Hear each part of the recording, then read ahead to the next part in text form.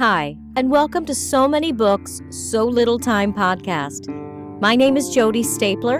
I'm an owner of a publishing company called Willow Moon Publishing, a podcaster, a voiceover artist, and an author. Stories are so important in our lives, and there are so many out there from independent authors and independent publishing companies that we may never find unless we trip over them on accident. So I started this podcast for people who love books and love to read, and to help bring more awareness to the indie books and authors of our time. So stay with me for So Many Books, So Little Time. I am speaking with Caroline Taylor. She is an author, a novelist. She really has written some very interesting and well-written books that I definitely recommend. I'm not telling nearly enough about you, so please, Caroline, tell us a little bit about yourself. Well, I spent almost my entire career as a publications manager in Washington. And when I decided to go out on my own and become a consultant for annual reports, this was after I'd published a book on that topic, I also had time for writing, and I took up writing fiction. And I found that I really liked the experience of writing. It took me quite a while until 2009 to get my first novel published. But ever since then, I've stuck with writing fiction. Yeah, and in fact, I read that when you, or maybe I heard this on one of the podcasts you were on, that when you were a little child, that your mother was kind of the one that kind of gave you the idea to start making up stories. Can you tell us a little bit about that? Well, actually, it was my godmother. Okay. These were back in the days when all little kids had to take naps in the afternoon. Yeah. And kids are all full of energy, and the last thing in the world they want to do is lie down and go to sleep. And I would complain that I couldn't go to sleep. And so my godmother said, just make up a story in your head and you will go to sleep. And it worked. Yeah, that's amazing. So what took you so long to actually start writing those stories down? Well, I sort of wrote fiction. I tried my hand at fiction over the years while I was working full time. And I sent a couple of stories out, and the reaction I got from the few people who bothered to say anything other than it doesn't fit was, these read more like essays than stories. And so I joined the Bethesda Writers Center in Washington and took a couple of courses and learned the difference between showing and telling, and decided I would try to put that to work. And then I had my first short story published, which featured the character who comes more to life in my first novel, What Are Friends For? Right, and that's P.J. Smith, right? Right. Yeah. And we're actually going to be talking about your newest book, which is a mystery suspense crime book, which is called Death in Delmarva. And I have to tell you, I loved reading this book. I, in the past, have not really been a mystery suspense reader, but through the podcast, I've started to read a lot more of them. And the more I read, the more I just really get sucked in. And this one was a really great one to get sucked into. I'm so glad to hear that. Yeah. Well, first of all, I hear a little bit of a Southern accent. Is that from the Washington area? I'm from Pennsylvania, so we have a bit of an accent as well, but it's not quite the same. But I know some of your characters in this story had, to me, when I read them, seemed like they had a bit of a Southern thing to them. Oh my gosh. I have been living in North Carolina, but I really can't detect a Southern accent. Oh, that's funny. But the characters in Death in Delmarva, I'm trying to portray people who aren't highly educated, and maybe it comes across as Southern. Yeah, I see that. I have to tell you that, and I don't want to give too much away of the story, but, well, in fact, before we do that, why don't you tell everybody that's listening what Death in Delmarva is about? Give us a little bit of the synopsis.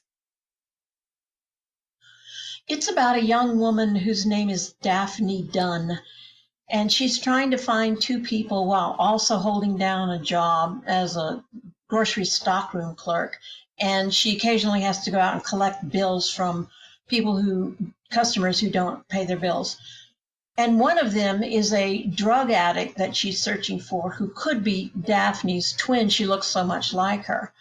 The other is the father of a baby whose mother is a customer of the grocery store and who used to work for Daphne's family. And this woman is murdered on the streets of Foggy Bottom, right near the grocery store. And the baby survives, and Daphne decides that she needs to find the father, who she thinks is in Delmarva. Right. And she comes across this lady, a self-made woman, really, who is kind of, you're not sure if she's just a crazy old lady, or if she really is like the bad guy, and it keeps the story really going. But I have to say, I really so wanted Daphne and Charlie to really connect, and like I said, I don't want to give too much away, but I wanted a happy ending there, and I really could see it moving on. Did you ever consider possibility of maybe going on and keeping Charlie and Daphne together? I thought it was a bit implausible. Yeah. I know we sometimes have encounters with people who look an awful lot like us. That happened to me in high school, where people used to come up behind me and say, "Hey, Gail," and I would turn around and they'd say, "Oh, you're not Gail." And it turned out that we did look quite a bit alike. We weren't exactly identical. Yeah. And so I thought it would be a bit stretching credibility to actually have them related. Yeah, I get that. I guess I just kind of wanted like this happy ending for Charlie. As I guess it's ingrained in me to want happy endings for everybody. So what gave you the idea to write this story and to come up with there's so many little things intertwined. I mean, you have immigration involved, which is a major political thing right now in our country. And you kind of see it from both sides in this book. What made you bring into this story? I think it's kind of ironic that when I started to write on this immigration theme was way before the caravans that we've all been hearing about lately. Yeah. You drive across the Delmarva Peninsula and you always pass chicken farms, and you know that you're passing them because of the smell. And I thought, it must be very hard for people to work in that environment all the time. And it occurred to me that, of course, they are mostly undocumented people because other people just won't do that kind of work. And their plight, they must be so desperate that this is all they can find. So I thought that would make a good sub-theme for this novel, which would explain why the father is not in Washington when his wife is murdered. Yeah, it definitely gave a lot more backstory to the story that made you want to keep reading and figure out exactly what was going on. I loved the relationship between Daphne and I believe it would be her cousin, not Allison, but I can't remember the other one's name. Dorothy, thank you. Dorothy. And then, of course, it starts with an L, the cousin. Is it Lawrence? Andrea. Oh, no, not Andrea. The other Andrea. One. The guy. Oh, Bo Jansen, yes. I loved those relationships between them and how, honestly, when you read it, I felt like I could picture people that I know that are very similar to those personalities. So I really enjoyed that. What was your inspiration for the characters? And have you anybody in your life that you kind of make your characters after? No, I think it's kind of unethical to model characters after people in my life. Yeah. Although I have to confess, and I've already told this, two of the very minor characters in the novel are named after my husband's cousin who lives in Bakersfield, California. And that is where the resemblance ends. But normally I wouldn't model characters after people that I know, unless they're people that I know that I didn't like. And I have done that in the past. I have gotten a little bit of revenge by making a character out of somebody that I didn't like in real life. Oh, I love that. Well, you're very good at creating the characters then, especially if they're not based off people that you know. I mean, you have really definitely created characters that are well-rounded and not two-dimensional, which is awesome. Do you feel like you could go with more of a series of books with Daphne? Because I feel like I would like to read more about Daphne. Well, I'm glad to hear that, but I got burned. The first two novels, What Are Friends For and Jewelry from a Grave, were going to be an ongoing series. And actually, this novel started out to be number 3 in the series, where you can easily see, if you've read the first two, that Daphne could have been PJ, and her cousin Dorothy could have been her friend Alicia from the first two novels, and her cousin Andrea, who owns the grocery store in Death in Delmarva, could have been her uncle Alex, who runs the skip tracing outfit in the first two novels. But I got pretty far down the road, and then Five Star Cengage decided they weren't going to publish mysteries anymore. Oh. And I did try to get a couple of agents interested in picking up the series, and one of them said to me, I just really got burned trying to do this, and so I don't do this. And I thought, well, okay, then I'm going to have to make this a standalone. Yeah. Well, that's a shame, because I really feel like there could be more stories that have Daphne as the main character. Maybe, something will happen and you can do that in the future. How difficult would you say it is for someone who's getting into being an author later on? Because you were in your 30s when you published your first one. Is that correct? No, I was much older than that. Oh, even that. Okay. So yeah, how difficult is it for someone that hasn't started from, their early 20s to get into getting their books published and everything? How has that been for you? I think it's very hard to get published. I think you have to have you have to develop a thick skin to handle rejections. You have to be constantly looking to improve your craft. I don't find that I've ever had any luck trying to get an agent. So I think that I've read in fiction once that a professor said we ought to just kill all these students in our creative writing class because they have no hope. Oh, no. So what advice would you give to authors or people that have always wanted to write and, just really haven't you sat down and actually written out the novel that they have in their heads? I would say give it a try. The funny thing is it's so much fun. It's very hard work, but it's fun. And if you enjoy writing it, and better yet, if you feel compelled to write a story, then keep at it. And don't let the rejections get to you. Learn from those that make sense. Discard those that were just a bad hair day for the reviewer or whatever. And just keep on going. I mean, I started writing What Are Friends For in, I think, 2007, and it took 2 years to interest a publisher. Wow. So how long does it typically take you to write your stories? Loose Ends took me a year. Okay. That was the short.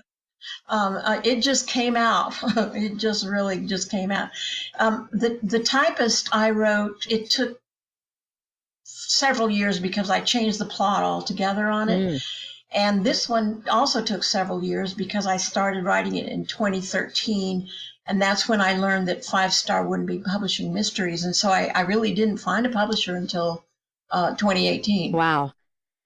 Well, the time actually really paid off. You're getting really great reviews. If you go to Goodreads and look at the reviews, everybody just loves this book. Um, it is something that you can sit down and if you have the time, like on a weekend, for me, since I work from home, I was able to do it in one day during the week, and it's something that is very easy to not put down. So the time that it took was actually very good, I think, for you. How Well, I'm glad to hear that. Yeah, how are you doing as far as do you do any book signings or where can people find you? I'm doing a book signing at the local bookstore here. It's an independent called McIntyre's Books, and that will be on April 14th at 2 p.m. Oh, awesome. Um, People can reach me mostly on my website at carolinestories.com. Okay, and where can they find this book? Is it located in all brick and mortar stores or is it mostly an online book? I'm afraid it's probably mostly online. You could certainly ask for it at your local bookstore and they could get it for you, but it's definitely available on Amazon in both print and e-versions. Yeah. Well, I just love it. And honestly, when I read it, I did not have the cover on it. So, as I mentioned before in my podcast, when I read a book, I don't look into the author. I don't look into the synopsis of the book. I go in it blind because I don't want to have any preconceived notions on it. I don't even know what kind of book I'm going to read. And this book kept me going. And then afterwards, when I went to look it up and saw the cover, it's a pretty awesome cover with the woman on the motorcycle. And it's pretty, I don't want to say badass, but it is. It is. So I definitely hope everybody goes out and gets this. It's a strong female character lead. And, I just don't think there's enough books out there like that nowadays. So thank you so much for writing it. Well, thank you for having me.